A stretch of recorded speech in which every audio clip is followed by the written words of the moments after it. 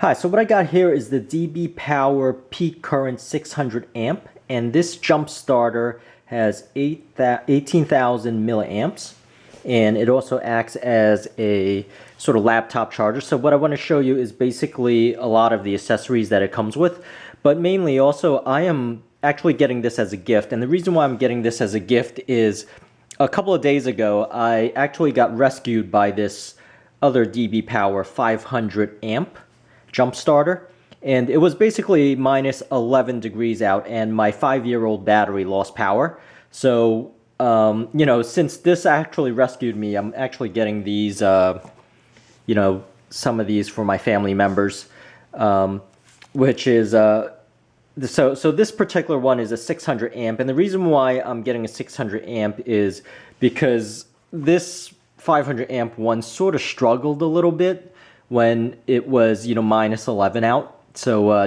just keep that in mind. Get the most powerful one you can, especially the difference between these two is like $10, $12.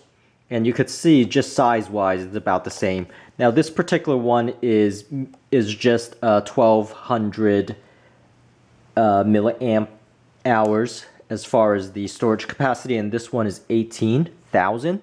So, just keep that in mind. And this one's 500 amps, and this one is basically, the 600 amp one.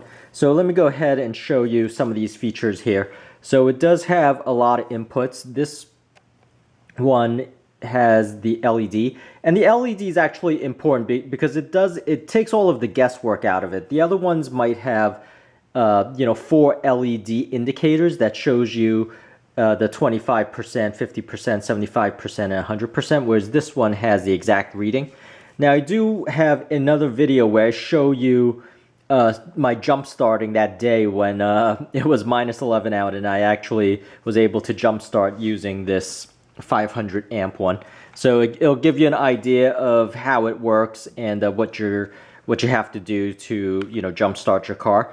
So first off, I want to say, it's very important that these buttons are on the side. So this is a little bit subtle thing about these jump starters is it comes with a case, but I have other models where the buttons, the on-off button is at the top, but sometimes you're concerned that, when you put this in your car and things are squished down at the bottom, that it will turn on your jump starter. Whereas this one is a actual manual button, and it's not on the top of the face of the jump starter, so you don't have to worry about pressure being applied and pushed down and having the jump starter turn on when you don't intend it to. So the other thing about these things is that the charge holds, like the charge really holds even in cold weather.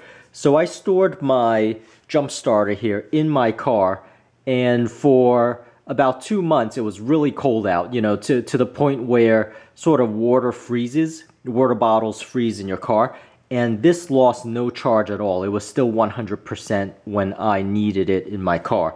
So keep that in mind. This is how reliable these things are, is that they do hold charge. And if you have one that doesn't hold charge, it's just a defect, and you should send it back. So let me just go ahead and go through some of the features close up. You could see this is the output. So the output, for example, is the adapters here, which is for your laptop. So you have a bunch of these basically for different laptops or different inputs, or maybe you have different other devices. So that's what these things are for.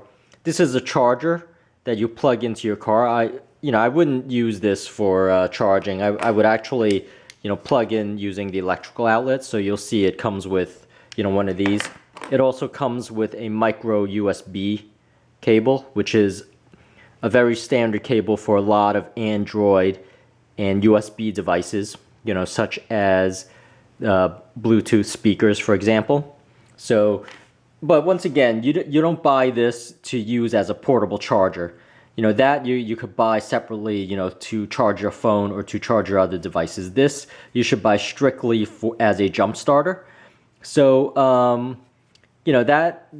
so the other thing with this is, let me turn it on here.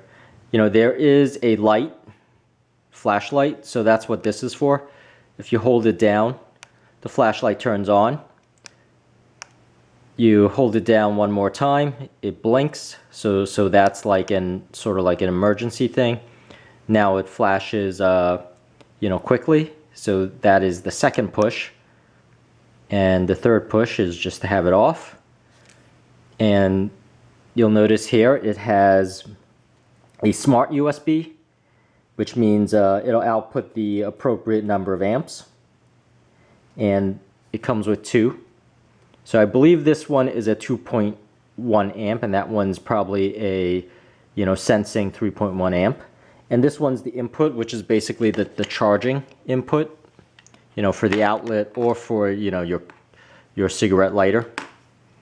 So this is the thing. Notice you can only put this in one way, and a lot of these is protected as far as the polarity. So you wouldn't be able to, so it's protected. I don't want to say it's idiot proof, but it's idiot proof in that you can't reverse it by mistake and damage your electrical. But at the same time, you should really pay attention to what is the negative and positive terminal in your battery. And I'll have this in the description area of my video, just so you know exactly which model that I got here. But this is the 600 amp that sells on Amazon, and there's over 220 or 240 positive reviews, like 5 stars, approaching 5 stars. And on Fake Spot, it's actually pretty reliable review here. So you could see that only goes and plugs one way. And let me show you how this plugs in. So you mainly plug that in. And what happens is when you plug it in, there's a light here that will start blinking red. And what happens is when you put these on the terminal, this will blink a solid green, at which point you could start trying to start your engine. And you could see here there is the positive. So it's well marked here. So, pay attention to that, positive and negative here. And these things are heavy duty clamps. They're like those wrist exercise, finger exercising clamps, basically. But you could see sort of how heavy duty that is.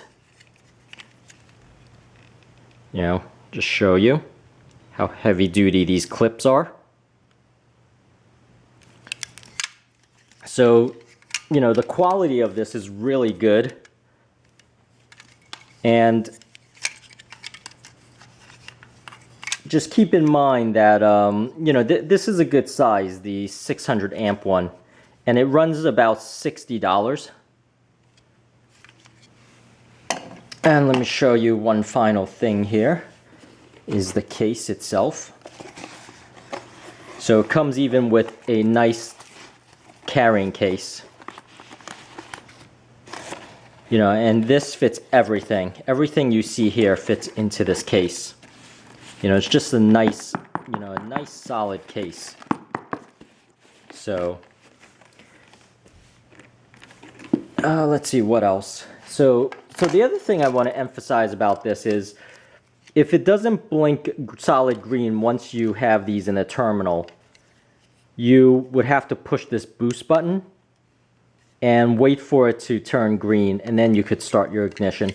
The other thing about using these is that after you start your engine, what you'll notice is that the reading here will go from, say, 100. If you have it charged to 100, the reading will go from 100 to 1%. But it's not really 1%. The power will recover after 15 minutes. So these things, you should not constantly, try to start your car if it doesn't start the first time. After 3 seconds, if you can't start your car for 3-4 seconds, don't keep on trying. Just let the battery rest for 15 minutes and try again. And because you have to let this battery recover. So let it rest for 15 minutes, then try again. And if when your ignition does start and it is successful, and you see this reading 1%, again, let it rest for 15 minutes and it'll recover and show you the actual percentage that's left as far as the battery capacity that is left on this jump starter here. Also, do not charge the battery after you've started your ignition and drained the battery for until at least a half hour later. So, once again, keep that in mind when you are, doing this. But that's really it. I think that's all I wanted to mention. And, this is definitely something essential just to have in your car. Whether you live in a warm climate or cold climate. So if you live in a warm climate, maybe, this is enough for you. Maybe the 500 amp is enough for you. If you ever live in a cold climate, make sure you have the top rated, one. And don't skimp on that, because the last thing you want is to actually have it and not have it work. But in any case, that's all I wanted to show, and I hope this helps. And thank you for watching, and please subscribe.